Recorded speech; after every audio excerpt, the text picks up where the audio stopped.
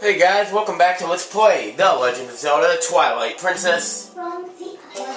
We are getting ready to start up on Snowpeak Ruins, and you might be saying, oh wait a minute, what about that Poe you missed? Well, here's the thing. There's not a warp that's right here, it's at the top of the mountain, so I would have to slide all the way down, so why don't I just do that after I finish the dungeon? That makes sense, doesn't it? Also, I like this music a lot, but I have to turn it down. Last video, the music really was too loud. I'll turn it a little up. Yeah.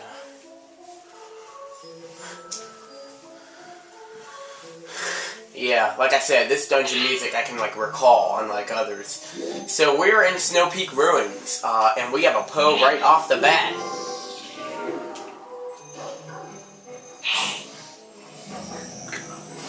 Now, as you would probably guess, this dungeon has a theme of snow and ice. We're already slipping and sliding on ice. Well, we didn't really slip and slide, but we're on ice already. So I'm in a pretty good mood today. It's Wednesday, but I don't have school because it's just some freak day off. No, it's not like a freak day, but it was planned. But yeah, we don't have school, even though it's a perfectly normal day of the week.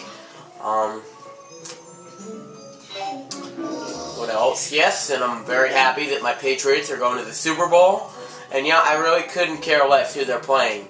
You know, not that I'm discounting the Giants and the great season they had, but you know, I don't really want to, get indulged in all the hype. Sorry, I have sickness. Come closer. Well, that seems kind of like an ironic statement, but okay. You cute little human. Husband told me you come. You want to look for mirror? My husband found it, but it's pretty thing, But since I get mirror, I get sick, and then bad monsters appear. So many bad things happen since mirror. So we lock bedroom on 3rd floor. Wait, I tell you where he is. So this is basically, the game's way. Like, she gives you the map. And, wow, they actually tell you where the boss key is. And it's on the 1st floor, so that's pretty easy. We got a whole 2nd floor that looks like we don't even have to go to. But right now, I can't even get up. Can you bring it to me? Start with door right here. Just like the cavemen in Paper Mario, I mean, they really don't have that great grammar. And so there are actually 3 doors. You might find it a little difficult to follow along if you're playing the GameCube version.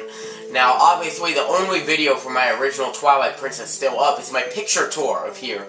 So I will actually, after I finish this, I'll link that. That's before my voice was matured, but I don't mind, I don't care. Everyone's a kid at some point.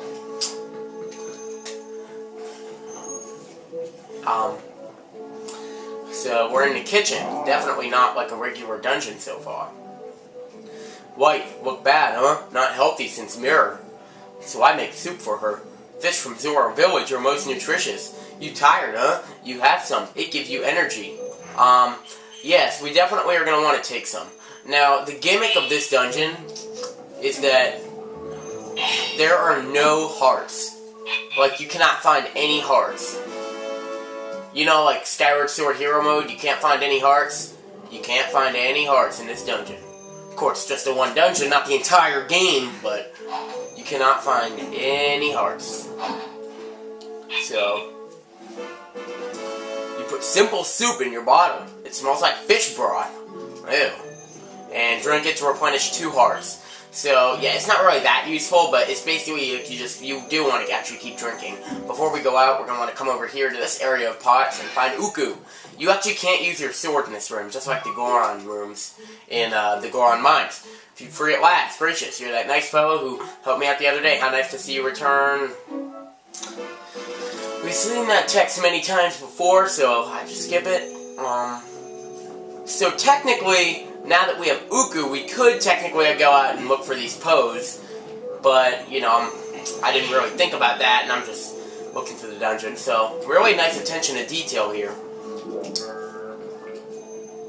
I'll get the simple soup off, so, But yes, that's right, no hearts in this dungeon, so that's one of the reasons that this dungeon is hard. It's not like the enemies, what should we get? Well, we really don't need the fishing pod. Fishing rod, not the pod.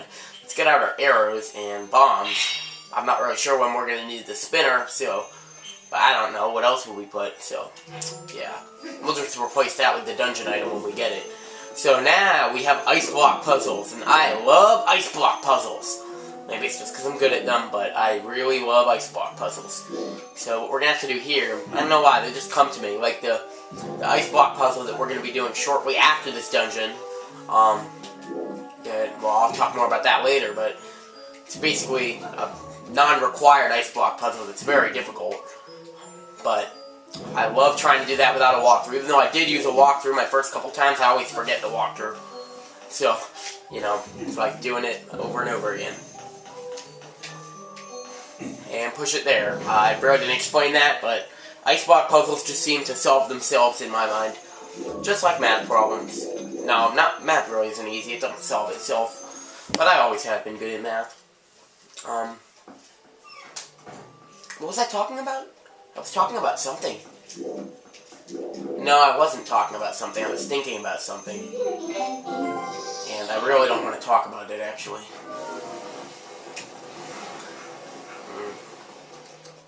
And it's really nothing bad at all. It's just something that's, you know... As you can see, the boss key door actually has a different thing. It's a heart. The only heart you're going to find in this dungeon. Well, that's not true. There's still the standard 2 pieces of heart that you're going to find. Speaking of which, did we get the 2 pieces of heart in Arbiter's Grounds? I don't remember getting the second one. Where was it? Man, we got every treasure chest there was, but where was the second piece of heart? I'm not remembering. Wasn't it? Oh yeah, I remember. It was in that big room with all the spinner tracks. Why was I blanking out on that? So what you're going to want to do here is you can see the tops of treasure chests and dig. Actually, one of the gimmicks of this dungeon is that there are going to be some treasure chests that are fully burrowed. So there's like this whole section that you go to get the compass, which, if you know what you're doing, is completely optional. So you can actually skip a good part of this dungeon. But if it's your first time playing, you're really going to need that compass to tell you where they are. And I didn't really address it, but we did actually get a small key in one of these. I think it was that one. So we can go in, you can go in somewhere. More ice that we can't break. So go in here, go through the door, or just jump in there as a wolf or as a human. And,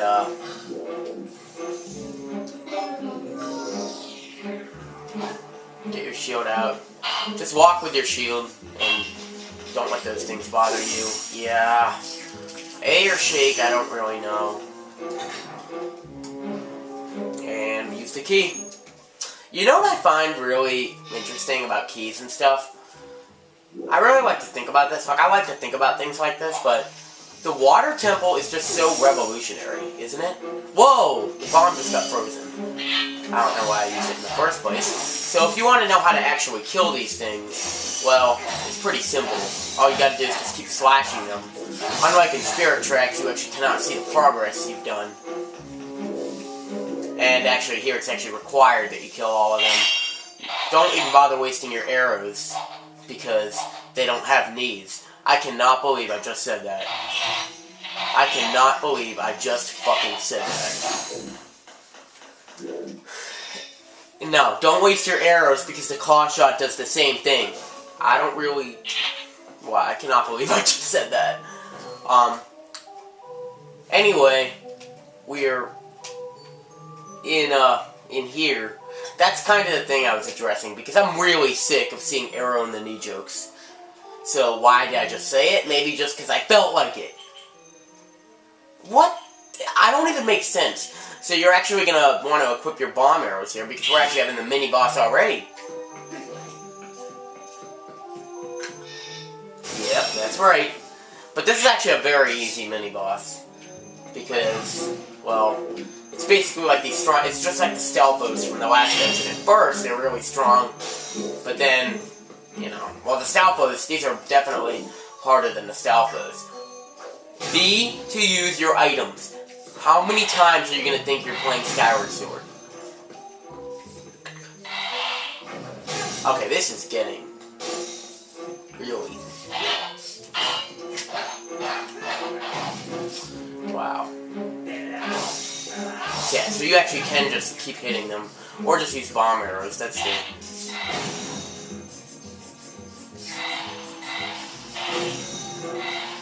Yeah, bomb arrows, I think, would be the easier way, but it's not working. What's going on here? Why am I sucking? I mean, I know that, yes, I'm using Skyward Sword, but come on, this game's supposed to be easier, because you can just flick. Yeah, that's not really my favorite boss battle or mini-boss battle, but it gets done. So let's get, the boss key already. We could finish off this dungeon in a couple of videos, but it doesn't look like a boss key chest. And what the heck? It's an Ordon Pumpkin. See, there are things I just break, and now I got one of them. What's this? This isn't right. She got the wrong location. Want to go back and try to get her to remember where the key is? I guess we should do that. Anyway, bye. This video really... Well, it was useful. We did a lot for the first video. Pretty much a third of the dungeon. Anyway, bye. And I'm really sorry about the whole arrow to the knee thing.